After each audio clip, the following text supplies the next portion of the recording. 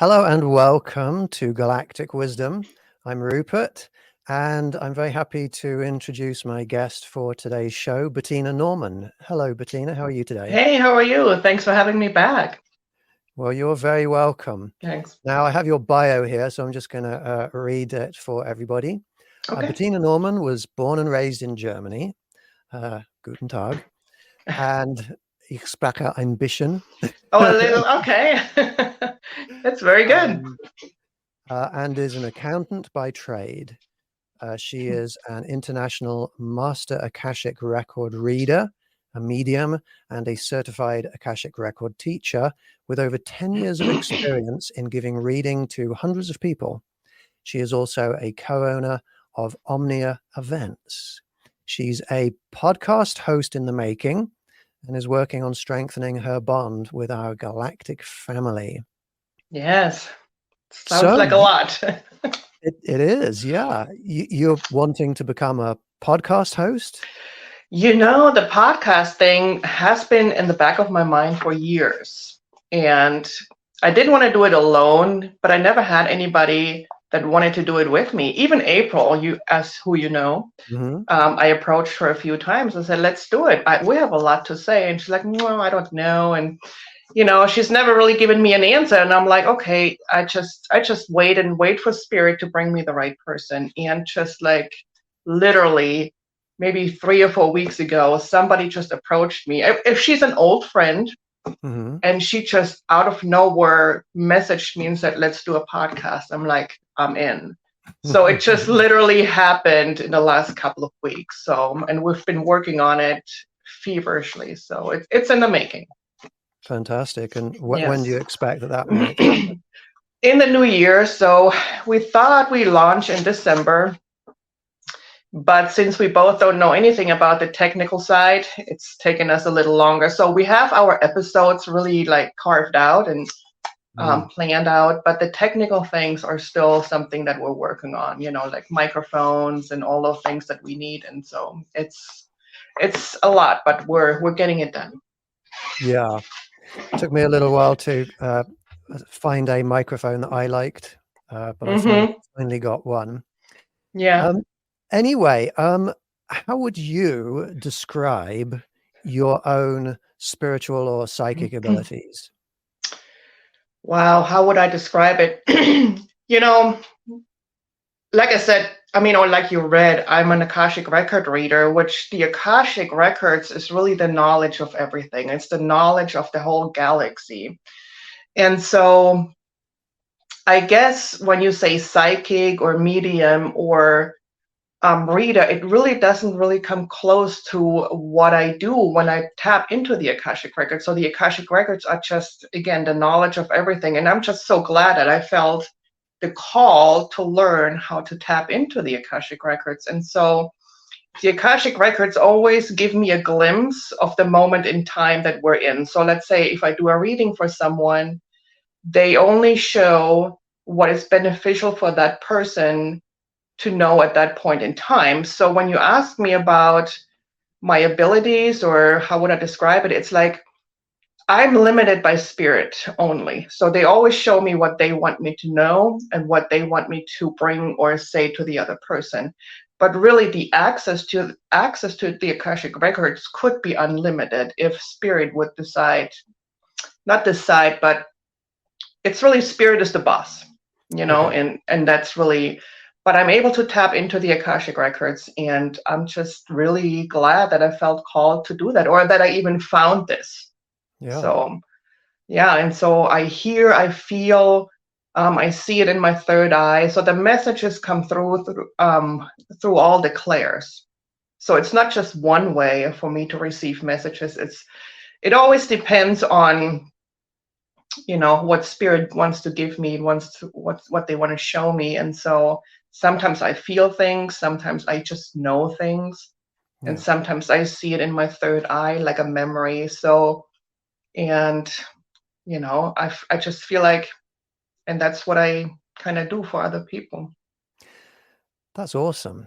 And Thank you. When you use the word spirit, when spirit tells you, you're not just talking about one conscious entity that's out there. No. What do you mean by the word spirit? Spirit is everything that I can't describe in words. That's like a higher dimension, higher beings. When you think about, or, fellow readers would know this, but it's really not, like you said, it's not one entity, but it's a collective, because in the grand scheme of the universe, we're all one. And so spirit is always a collective. And so I just know that it's not one person. Sometimes you hear one name, and that maybe that higher being is like the spokesperson for a collective to make it easier for us humans to connect. But it's spirit is like, it's everything, literally. It's just masters, teachers, loved ones, people that are passed over, could be aliens. It's everything that you can't really, it's not tangible, if Yeah. that makes sense, Yeah. So And you are you just getting this connection with spirit when you mhm. purposefully sit down and do an Akashic reading, or in your everyday life are you sort of noticing there's the spirit of a human, or there's an alien over there? Yes. Both. So when I do a reading for someone, I will talk to literally their spirit guides or spirit that is more focused on them. So it's more tailored to their individual situation. Okay. And then, however, over the years, I have kind of surrendered to spirit giving me messages on a daily basis. It's really, and you know what? Almost everybody has that. If you pay attention to that, sometimes maybe you go or you're in a situation and you have that weird feeling in the pit of your stomach. That's spirit talking to you. That's spirit guiding you. And so I just took it a step further and decided if spirit has a message, whether it's like the knowingness or the feeling or the vision in the third eye, I just follow that, and I get this on a daily basis. And I just got used to following spirit. And you know what? It works out every single time. So I kind of got used to that, and I'm okay with that. That's wonderful. And Yes, thank you. I've experienced a very clear example of spirit guiding you. I mean, we've known each other quite a long time, and Hmm. we've worked together. I think quite harmoniously in Yes. Hmm. paranormal conventions you've put on. But that big Metacon event that you put on recently, Hmm. Spirit was, I think you told me Spirit was telling you you should be inviting me to specific events. Correct. And when that was happening, that was was that a feeling, an intuition, or did you feel like that was specific consciousness is giving you that message? It's both. It's I just knew. I got the message. I knew in my heart, my soul, in my core. I heard, make sure that Rupert is there with you guys. And so that's why I kept messaging you. I said, this is where we are. Come on over. And tomorrow we'll have this dinner. So you come on over. I just knew deep down, if you would not be there, it wouldn't be the same. It's hard to describe sometimes the feelings or the messages I get, but I just knew that's what I had to do. And I follow that. And I mean, like I said before, spirit doesn't always show me the whole picture. You know, I'm okay with receiving what I call pieces of the puzzle. And then I know at some point the whole picture makes sense. When you get close enough to putting that puzzle together, at some point you can figure out, okay, this is why, okay, or this is the reason why. But I'm perfectly content receiving pieces of the puzzle and then knowing that eventually spirit will guide me where those pieces go. And so I just knew that you had to be there. It wouldn't be the same without you. And yeah, I mean, I think that it worked out for everybody. It was a lovely, lovely event, and I'm glad you were there. Yeah, fantastic. And because of that situation, I was able to meet people. One of them, Andrea Perron.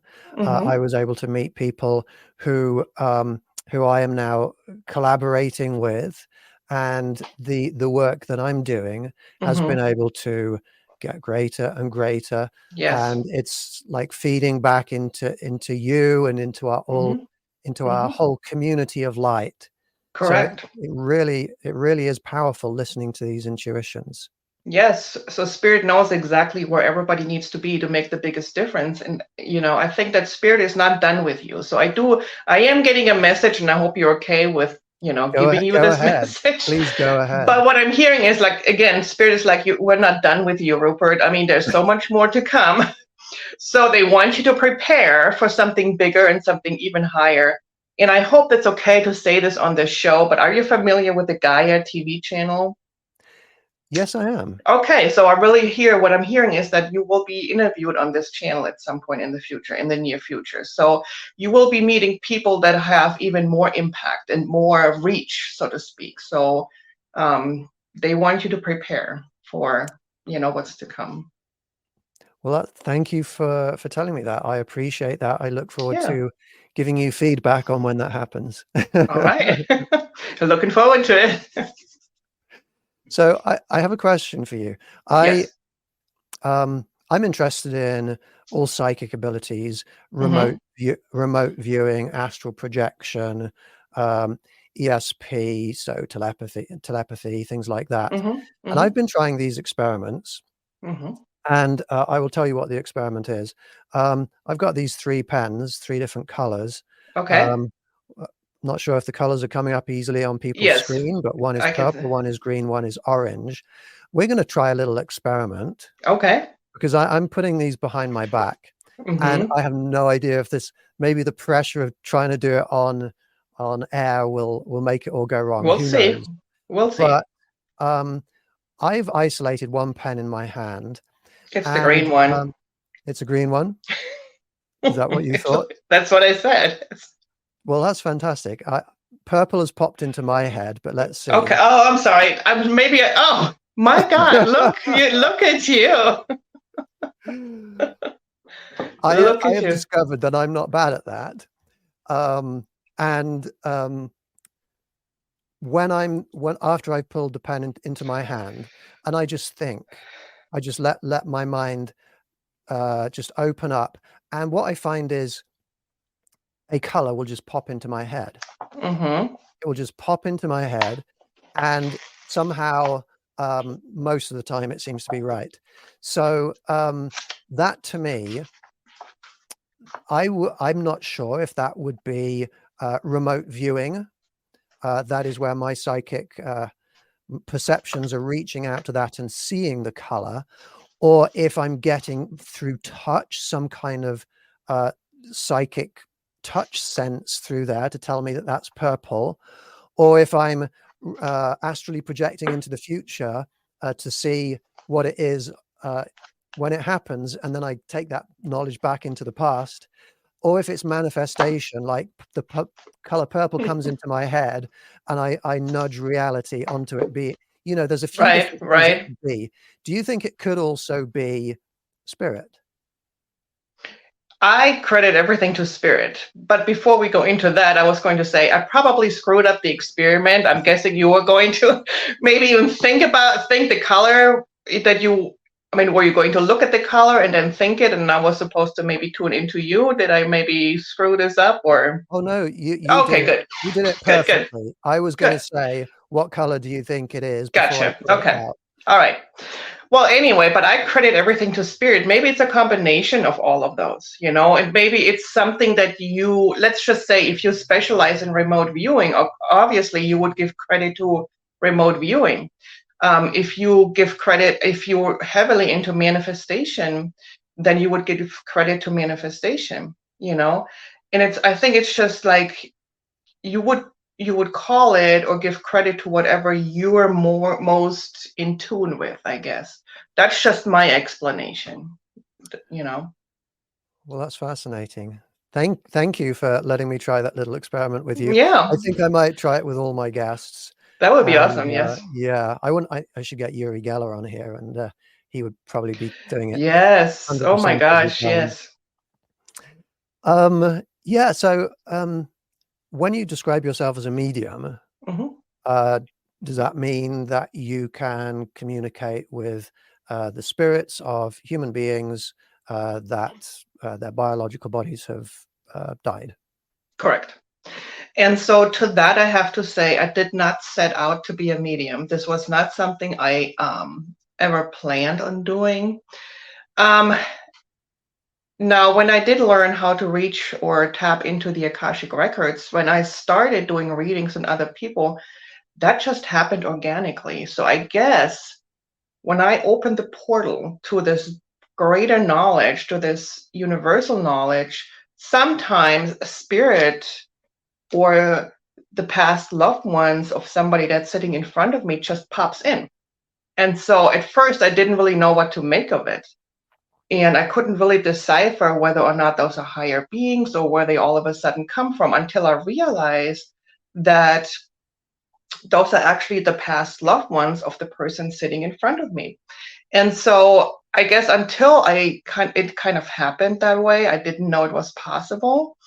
So I can't really control who comes through or if or when they come through. I just let it happen organically. And when it happens, it is spot on.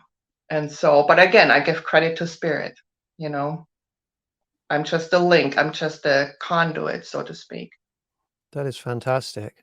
And Thanks. do you feel that those spirits are appearing to you so that you can be a medium and relay a message from them Correct. to people? And you've done that? I have done that, yes. And you've received confirmation when you do that this person knows Yes. what you're talking about? Yes. When that happens, like I said, I'm not trying. I'm not trying to tap in. I'm not trying really hard to bring something that may not happen. Again, if it happens organically, spirit takes care of it. And the messages are so precise and so clear that there is no question about who is right there. Yeah. Okay. That is awesome. Thank you. Thanks. Now, I have some comments here, and I would like to thank Diana for saying good evening. Good evening, Diana. Hello. Heidi is wishing us hugs, and I think everybody else. Thank you very much, Heidi. We have Gadget GG sending love. Also, I appreciate that, Gadget. Wonderful. And Karen, hello to you too. Thank Hey, you very Karen. much for your comments. That's wonderful. That's nice. Thank you so much. Now, do you feel like you have much knowledge of what happens when we die? No. And I think that's a good answer. you know, one thing I can tell you is like I'm always honest with even with all my clients, because I get questions like that all the time during readings. And I have to say, spirit does not tell me. And one of the most common questions I get is, when will I die? I get this almost every reading, and I know I have tapped into the Akashic Records. I have pleaded with spirit, like, okay, these people want to know, but I have to surrender myself to the fact that they will never, ever tell me that. And when I plugged in, or when I connected to spirit and I said, why is it that you never give an answer? The answer was, once somebody knows when they will die, they will stop living. And this is not the reason why we're here on planet Earth.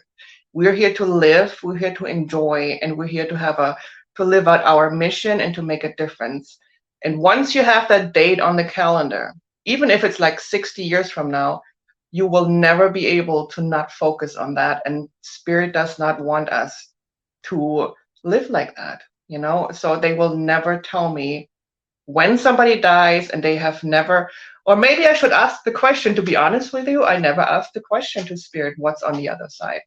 So maybe I should try that out sometime, but they have never showed me or told me anything about the other side. That's very interesting. Have they ever given you information that you've relayed to somebody that will serve to give advice to that person in a way that is going to change what their future is? Like, you shouldn't do this, you should avoid doing that, or you should do this, because it's an interesting thing to think, can a spirit affect the future that is presently there? That's a very good question, and the answer is no, and I'll tell you why. First off, the Akashic records are non-predictive and non-prescriptive. Okay, so they will never give you a formula of saying you do this, X, Y, and Z, and then the result is this. And they never say, oh, you will be pregnant within 6 months. And the reason why they will never do that is because one thing I figured out from Spirit, the message that they gave me one time, was the basic law of the universe is always free will. And therefore, they will never give you and say, if this is what you want, you need to do X, Y, and Z, because that would be telling them how to live their lives. And this is not what Spirit will do. Now, they would make suggestions, or they say, a lot of times people ask me, well, should I take this job in a different city and move, or should I stay here? So it's kind of like, it's a they want a decision from Spirit, but Spirit will tell them, if you move and you take this job, this would be a possibility. So they give them what could happen if they go down that path. But they will also say, but if you don't take this job and you stay here, then this is kind of what could happen. Okay. So it's always the decision is still with that person as to what to do. Okay. If that makes sense. Yeah. Fantastic. Well, thank you very much for explaining that. My mind is still on the what happens after you die. I've heard a lot of people when they have near-death experiences, they will perceive a tunnel. They will feel like they're moving through a tunnel, or they see a tunnel with light at the end. And that's been an interesting thing to me. And as a space scientist, as a physicist, I like to speculate. And actually, in my book, in my novel, I could probably pull up a picture of that. There we go. In my book, it's a science fiction novel, but I explain a theory of what that I call it the transition tunnel is all about. What when our consciousness is in our three-dimensional surroundings, we perceive generally 3 dimensions. But when we break free from our 3-dimensional body and this 3-dimensional realm, and we ascend into higher dimensional spaces, we are now bringing into our consciousness more than 3 dimensions of information. We're perceiving extra dimensions of information. And how does our spiritual brain process that and put it into our vision? What does our vision become when we're seeing not just 3 dimensions, but extra dimensions of space? And in my novel, I speculate that what happens is those extra dimensions of sensory input come in from the outside like this. And so in the center of your vision, you see the 3 dimensions, and then you see what is outside of those 3 dimensions to the outside. And so this tunnel is like this, transition that we go through from 3-dimensional to 4-dimensional as we move towards the next realm. So that's my speculation. I think you're pretty much right on. From what I know, when I opened the Akashic Records, a lot of people ask me, is there something when you open a portal, is there something evil coming through? And some people are very concerned about like other entities slipping in, right? And so I say no, because I usually read a short prayer or what I call a statement, so Spirit knows I'm ready. And so this prayer was designed to keep all this out. So when I access the Akashic Record, I go immediately into 5D or even higher. I do bypass the 4D, which 4D is spirits or spirits that have passed over. And so I don't know how many dimensions there are, but I heard there are at least 17 or probably infinity, but it's almost incomprehensible to what it would feel like or being in those dimensions. I just know when I access the Akashic Records, it's 5D or higher. So yeah, I mean, I think you're pretty close to that. I mean, like I said, I have no proof. I don't know, but that's kind of from what I know, from what I access. Oh, that's fascinating. I do know that science is interested. Scientists, high-level physicists, particle physicists are really interested in the idea of extra dimensions of space. Mm-hmm. And in places where they have particle accelerators, places, for example, like CERN, Mm-hmm. they are analyzing the products of the collisions of Right. protons smashing into each other, for example, Mm-hmm. very carefully to see, do any of these products disappear or reappear into or out of extra dimensional spaces? And I haven't really kept up on the subject recently, but I know that for quite a long time, there have been theories out there that real scientific theories done by proper physicists who are speculating that there's maybe something like 10 spatial dimensions, Oh but yeah. who knows? That's not Who knows? Yeah. an accepted part of science yet. It's funny you bring that up because I just read a book about that.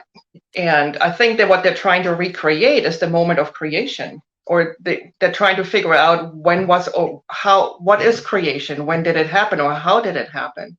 So that was very fascinating to read about that. So I really feel like at some point, maybe the technology that we have today is not going to be enough to figure that out, but hopefully in the future, all this can be proven. But it's funny. I mean, it's very interesting you bring that up. Yeah. Well, this is fascinating. I am going to say hello to Michael. Yeah. Michael, thank you for being here. And also, Diana, thank you very much. You have a beautiful soul Hello. also. Yes. Diana was in a meeting yesterday Woohoo. that I put on as well. Thank you so much. By the way, to our audience, if anybody's interested in hearing, in connecting with me in sort of Zoom sessions, interactive Zoom sessions where we have real Q&A and where we sing songs and where we really get to know each other, where we do lots of meditations, then I do have a Facebook group that you can all join if you want to, and come and connect with me and hear more about the things that I do.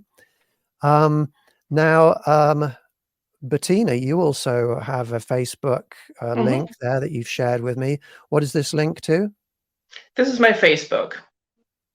Okay. So if anybody wants to contact you. Oh, sure. Yeah, they can just go there. Or my email is bettina125@gmail.com. I hope I was allowed to say that.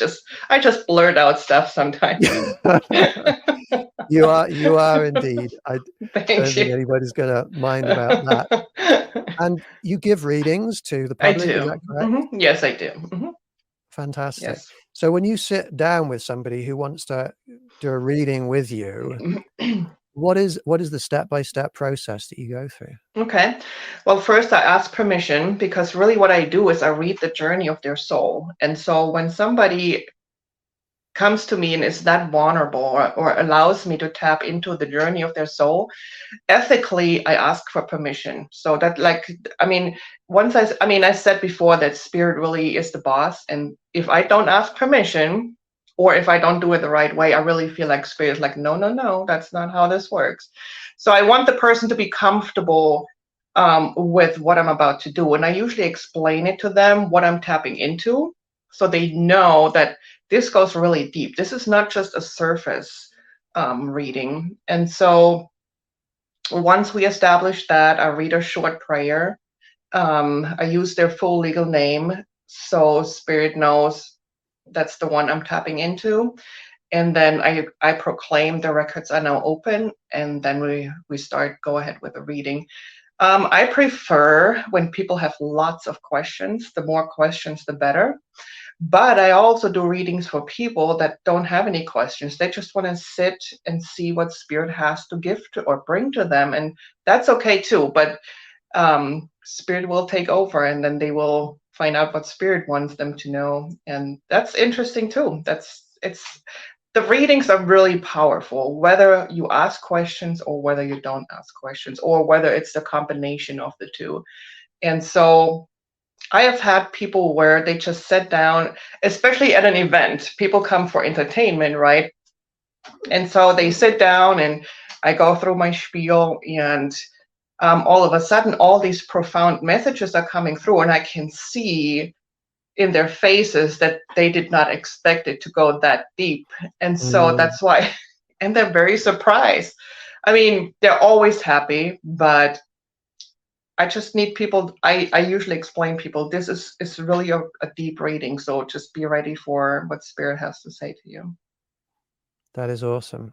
Yeah. This might sound like a hard question, but what would you say is the benefit of for somebody to receive an Akashic record reading? Clarity, guidance, courage, confirmation, hope. It's so many things. You have to understand, or people, I always tell my people, I know from deep down that they will never tell me something that's negative or bad. They want people to understand how loved they are. This universe is a loving universe, and they will get so much out of a reading.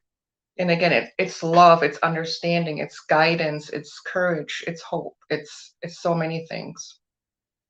That is wonderful. Thank you. Thank you. Thank you. Now, I know that there are different ways of accessing Hmm. spiritual or psychic information. For example, tarot cards is one, palm Hmm. reading. There's a number of different methods.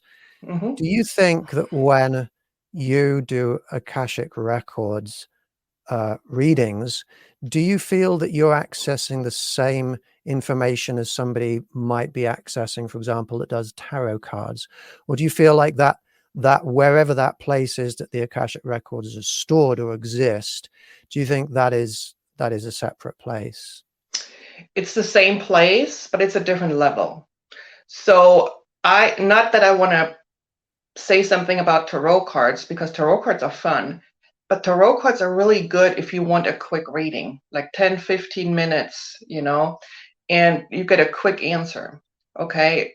Somebody who wants something, a really deep, profound reading, would go and get an Akashic record reading, because it's the same place, but it's a different level.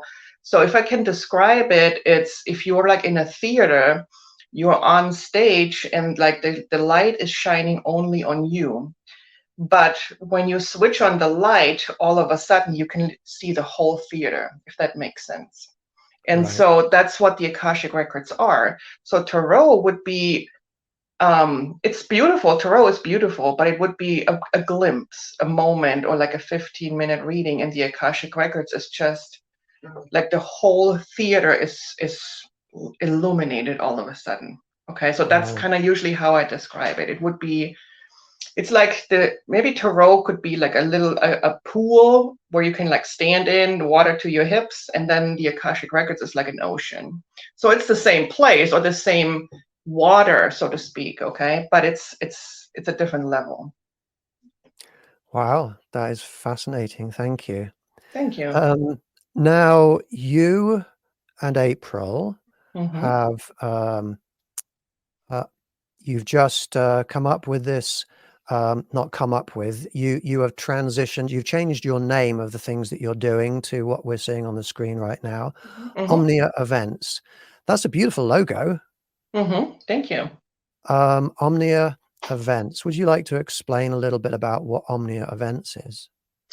So in the past, our name was Spirit and Paranormal, which was really long and sometimes confusing. We do events on a metaphysical level and paranormal level, but we decided it has to be more than that. And so we branch out into like homesteading and maybe even UFO or some other events. So we don't want to be limited by the name Spirit and Paranormal. And Omnia is Latin, it means like all encompassing. So this name gives us a little bit more range to branch out into other events, and we're not limited to I shouldn't say just, but to metaphysical events, if that makes sense. And so we decided to like go down a new path. Spirit is leading us down a new path. That's wonderful. So you host a range of different events, Yes. conventions, fairs, Hmm. Yes. And these are some of your upcoming events for next Hmm. year. Yes, those are the first ones. And as you can see, August is like the last one, but I don't think we'll be done with it. So we'll just see what the second half of the year will bring. Fantastic. Now, what is the difference between these metaphysical events and the Paracon? So the metaphysical events are readers and healers, and more of like a metaphysical retail, like sage and crystals and things like that. And the Paracon will be more along the line of having paranormal investigation teams join. It's like a paranormal powwow, and even paranormal retail, where people make things like K2s. And I don't know if anybody knows what that is, but and I'm not, this is April's side, so I'm explaining as well as I can, but it's really to detect entities when you go on a paranormal investigation, and people make things, and they come up with new technology and they sell that. So it's more along the line of paranormal investigations. Interesting. Are you having guest speakers at both events, or none of the events, or? So the metaphysical events, we will not have any guest speakers. The Paracon, we're not sure yet. So we have talked to Greta, who you might know, about bringing in guests. And if we do a UFO convention, we're hoping, of course, for you and maybe even hopefully Andrea. So we're not quite there yet, but we're still figuring things out. That is fantastic. Yeah. I'm curious about the homesteading. Tell us about that. So April had the idea of doing a homesteading event. We're going more along the line of growing your own food, being more self-sufficient, using your backyard or a small piece of land to, learn how to feed yourself and grow your own food away from the pesticides and the GMOs, and how to can and preserve the food once you harvest it, and maybe even grow your own herbs. And I'm not a conspiracy theorist, but I believe in herbals and things like that, and how to grow your own herbs, and even make your own remedies for things. All the lost knowledge, I would like to bring that back. I think the way the world is going right now, I think this is really important for the new generations to kind of come back to and learn things. Yeah. So that's what it's all about. I mean, there is a big picture behind what you're talking about. Yes. Again, I say I'm a scientist. I understand things like climate change, global warming, and the population of humanity just in the last 200 or 300 years has skyrocketed to something so unnatural that the pressure we've wiped out the wilderness, replaced it with domesticated animals and agriculture, and in a way that is not sustainable. Exactly. And it's destabilizing the entire world. And as our climate continues to get to change, people are not ready for it. There are the number of climate-related disasters around the planet are rapidly increasing. Right. It becomes increasingly likely that any individual anywhere in the world might find it helpful to be able to figure out how to be able to clean their own water, or to grow their own food. I think it's becoming more and more important to know that, and so that's where we decided this is what we need to do. Yeah. I have a number of oak trees on my property. Wow. And so I've been experimenting with what I can do with acorns. And you can actually eat acorns. Now, before anybody goes out and starts eating acorns out of their shells, no, don't do that. They contain tannic acid, which is going to give you a bad tummy ache.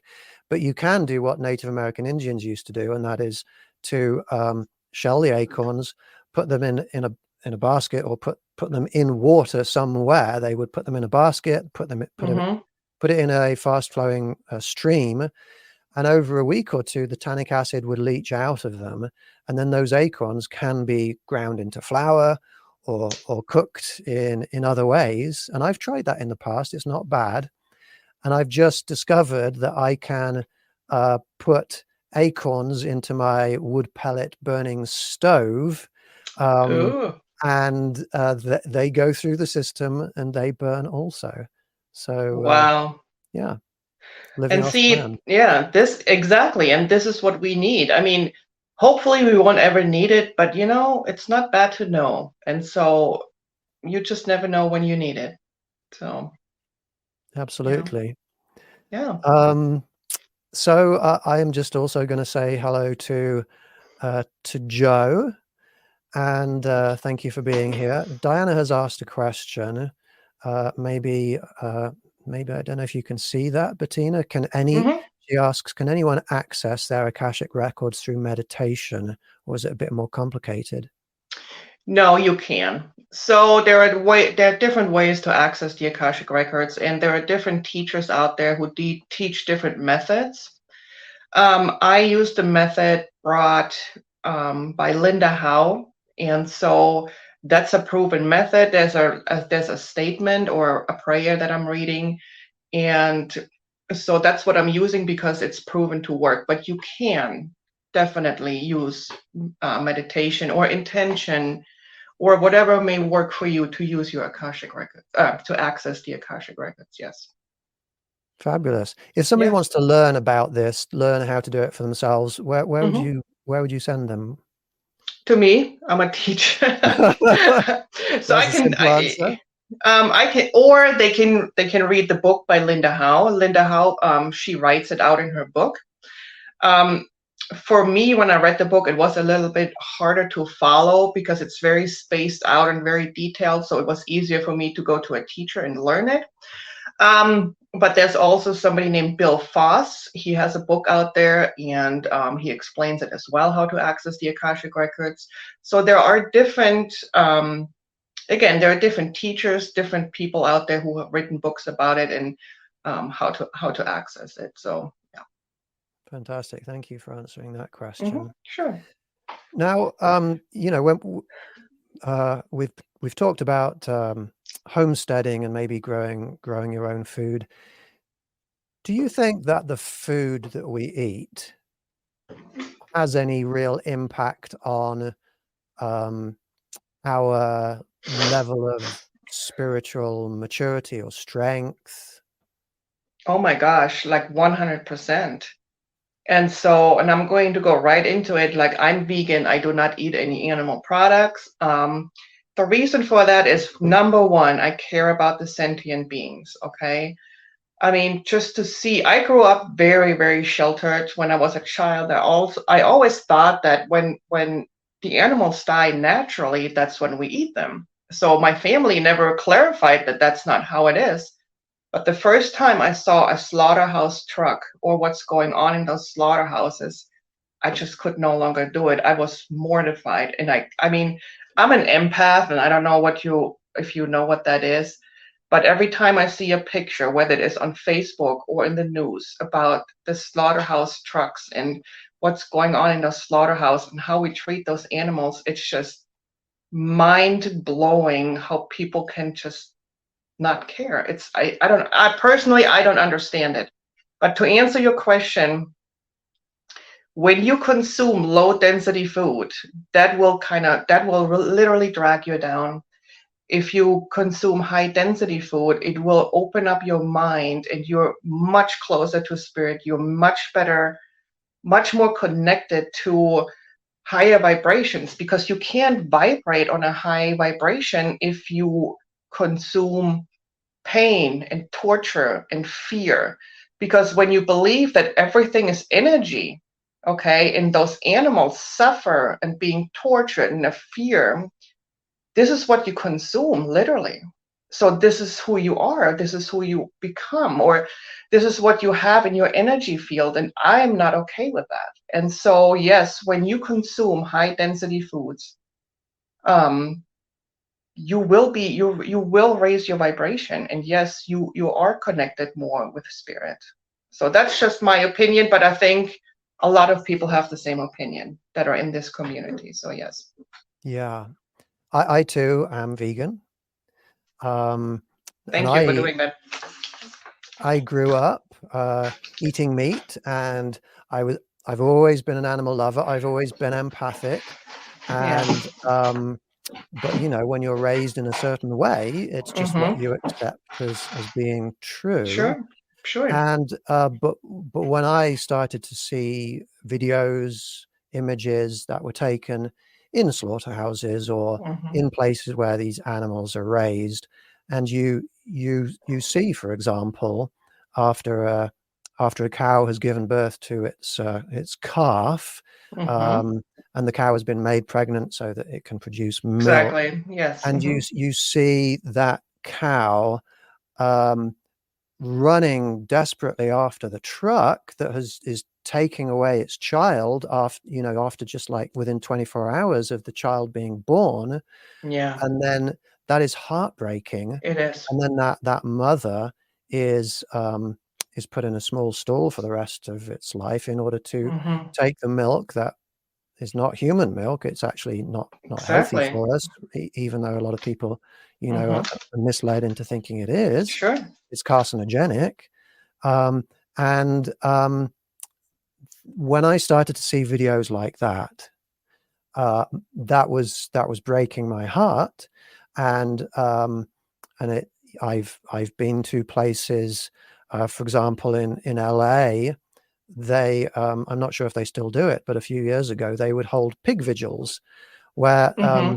these vegans had and animal lovers had made an arrangement with the slaughterhouse that they would not interfere with the slaughterhouse in any way.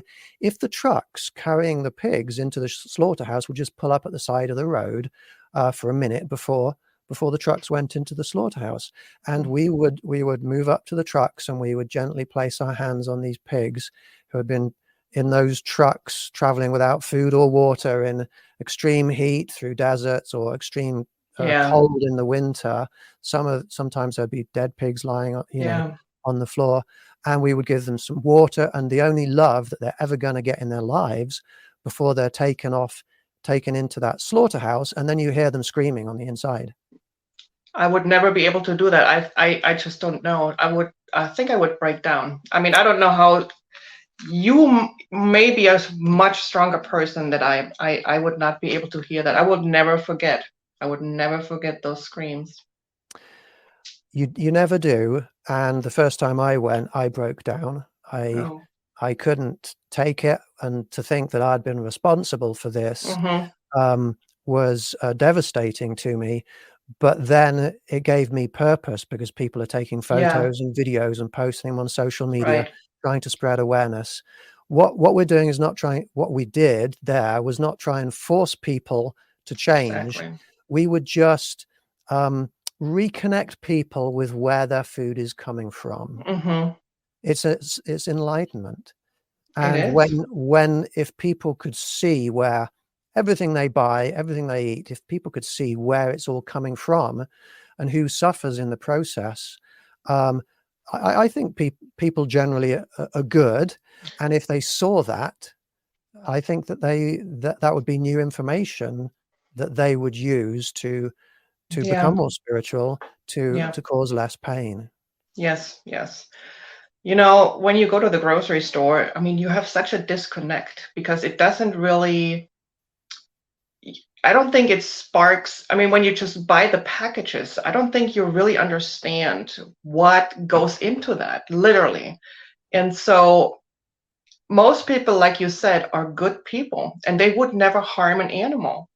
Yeah. But when you buy the package, it's the same thing. You're just like, it's more indirect of doing that. And so I mean, if you wouldn't hurt a dog or a cat, then don't hurt a pig or a cow. It's the same, you know. Um, I personally, I don't know. Yeah. It's hard. It's hard. Well, Joe is asking a question. What is an Mhm. example of a high density food, Bettina? So high density foods is everything that's leafy greens. You can do like what they call superfoods, like beets, kale, spinach. Really the superfoods that are available to us or that we can grow ourselves, that have no chemicals, no GMOs, nothing that was altered. And so those are high density foods. So any plant-based foods that is organic, that is consumable by humans, would you say? Mm-hmm. I would say so, but everything that's literally green or grows directly is high density. Something that doesn't have to be altered, if that makes sense. So like a vegan burger is still high density, but not as high as if you were to eat spinach or like beets or things like that. It's still good. It's still good. I love my Impossible Whoppers when I'm on Oh, tour. I love those. I would not give those up. But you can have a salad with it made from, spinach or something really good. Okay. Cool. Well, Bettina, I would like to thank you so much for being on this show. It has been a real pleasure to talk to you. I keep ending these shows too late, so I'm going to end this one a minute or two early so that Bill is happy.